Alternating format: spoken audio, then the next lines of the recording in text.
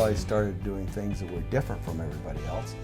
So we started out mostly doing thinning type work and the second growth stuff. Okay, so Herman Brothers Logging has always had a kind of a niche in the market, looking for a different place than everybody else, because it was there was a pretty well-established group of loggers that were here about the time we were starting. Most of the ones that were here that lived in Forks and Port Angeles and Port Townsend and Quilcene and such had started business right after World War II. When they came back from World War II, then they ironically or coincidentally started out with mechanical stuff, different from the steam and animal ages of logging before World War II to the mechanical type stuff that was happening then. Just a lot of really good operators, really good loggers and such. But they had the business pretty well covered as far as need for contractors. And so Fred and I thought we'd do something a little different. We had a little bit of a farm, timberland on our farm, and so we started working on that. And we could see that there was going to be a need for thinning and the regenerative stands and so on. So that's what we've done ever since we started. Was mostly all thinning. Of course, as you get into older stands of second growth, we did a lot of clear cutting too. But we have never worked in true old growth stands. So you've given us a tour, and there's mountains of chips and sawdust, and there's a machine that's taken the bark off logs, and there's conveyor belts, and it's amazing what's happening. So tell me about the products you have, how many loads are going in and out every day, and where they're going, and what's happening. And you know, this is the most amazing, vibrant business. So tell us about the products. And well, as a forest is harvested, it just turns out that it's become a standard fact that about 15% of any forest when it's harvested is not good enough for lumber or plywood or export or something else, and is what we call pulpwood. Okay. Or even to that end, there's a bunch of it that's almost an equal amount. No, not quite that much, but there's a large amount that's still left as slash out in the forest. Just left over. So let's go to what we're doing here, and that is that we get most of the pulpwood that's produced from the forests on the Olympic Peninsula. And since it's only 15% of what's being harvested, and we still get somewhere between 80 and 100 truckloads a day. So we're seeing trucks all day. We're just amazed at the traffic here of truckloads. So you're getting 80 to 100 truckloads, and these are big trucks. Yes, and that, like I said, only amounts to 15% of the harvested volume. So it is, for those folks who might think that the forest industry is declining and such, that's not really true at all. It's really booming out here. So you take the pulpwood. We're just out of sight, out of mind. You're up here. It's just an amazing, it's like a city of piles of wood chips with an amazing amount of trucks coming and going with logs. It's astounding. So you're taking the pulpwood. Now pulpwood's the wood that we don't make our furniture out of, not the nice stuff. And you turn into bark and chips and sawdust, and it goes, where does it go? You have a huge market for this. Well, the biggest product, of course, we make are wood chips for the paper mills. Okay. And they go from here locally to Nippon Paper. So what do they do? We're one of the biggest suppliers to Port Townsend Paper. Okay. And some go down to Georgia Pacific and the Columbia River. Some go to Aberdeen to the Cosmopolis mill. Okay. It's just lots of customers, lots of demand, and so.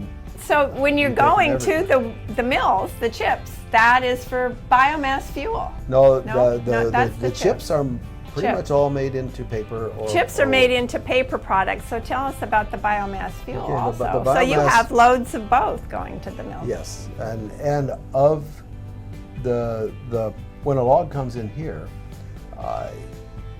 of every log that comes in to be made into chips for paper, it still has bark on it. There are broken pieces and so on, and that amounts to about 10 to 15% of that Okay. is bark and such that goes into the decorative bark market, but even more and more importantly is into the fuel market Okay. for the paper mills.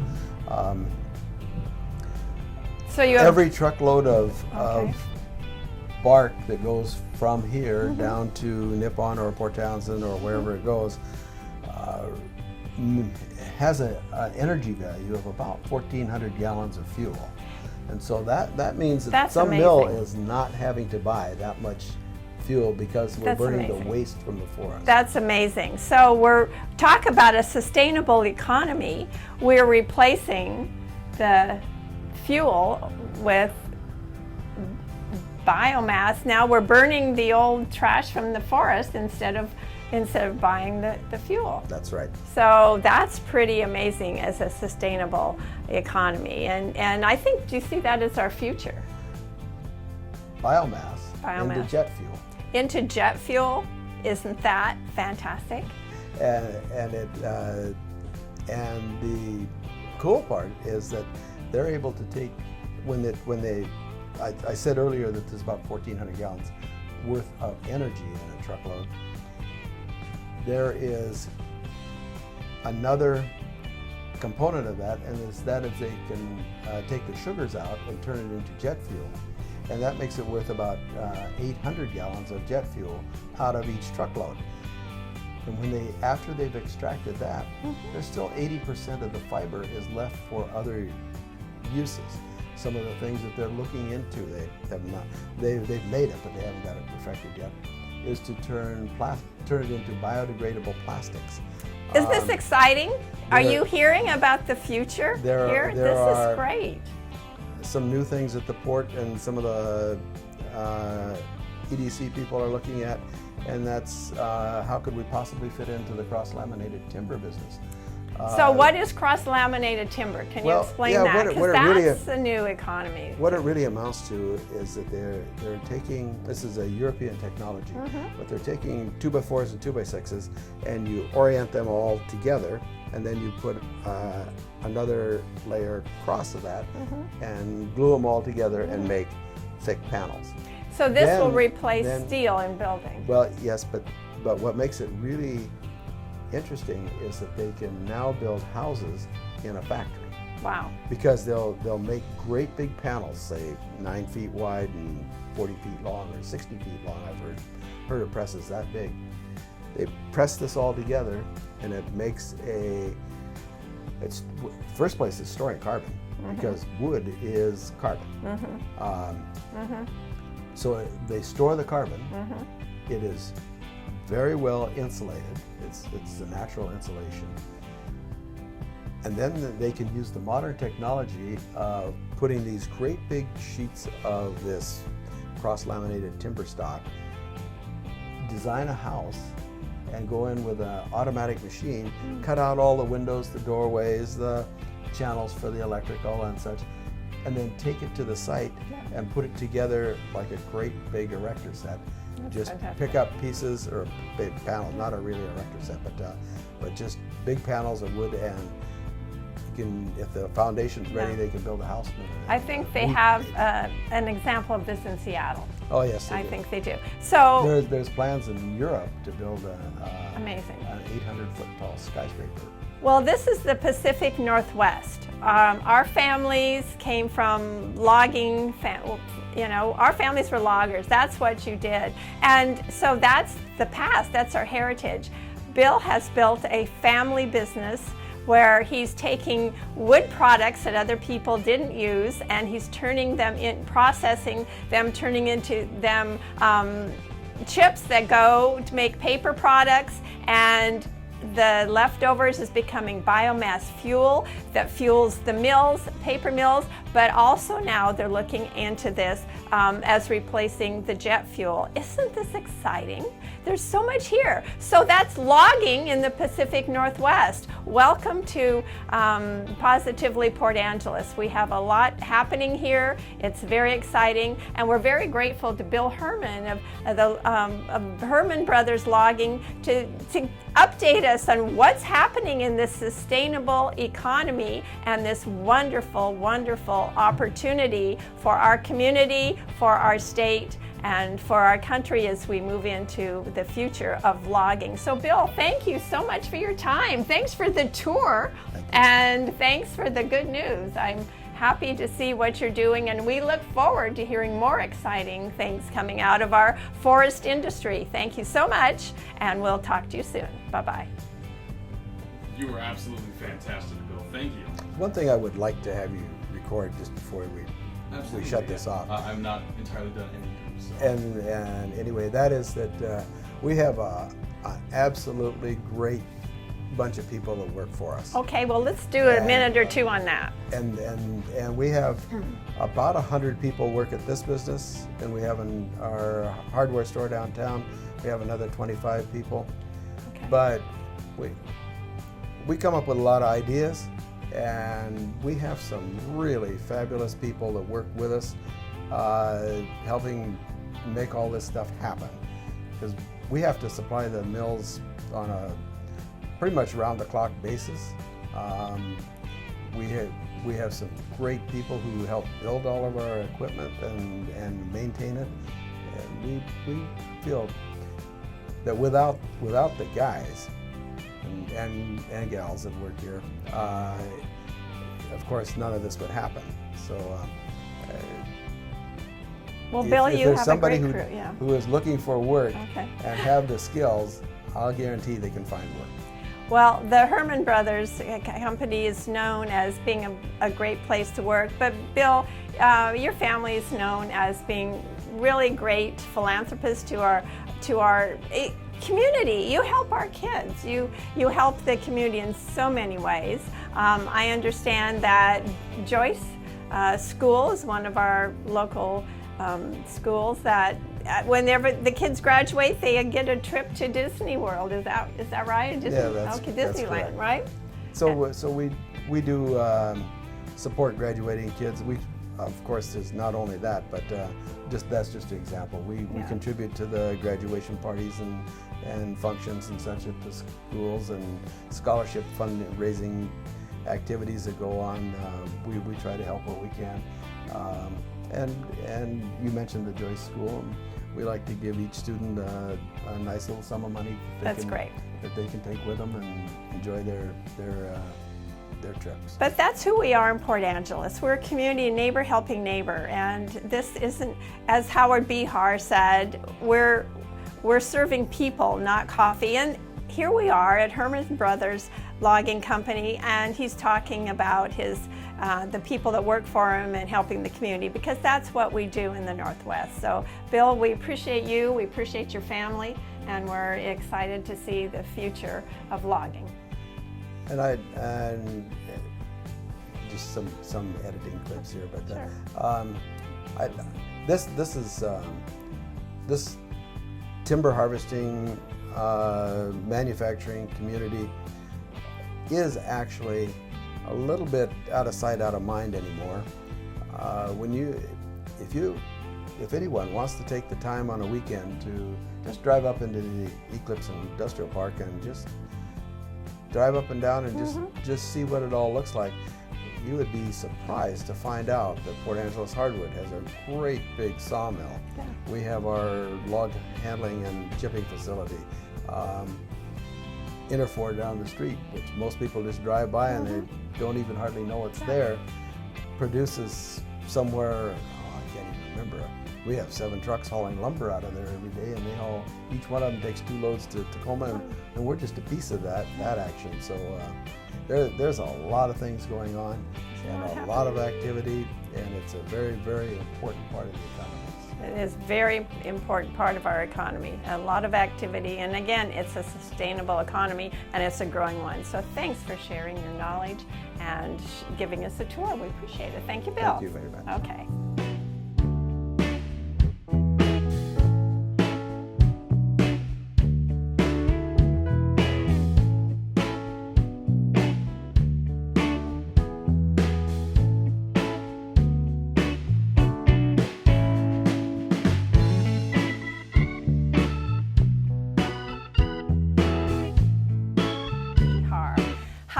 is the former CEO of Starbucks. He was the North American president and international president.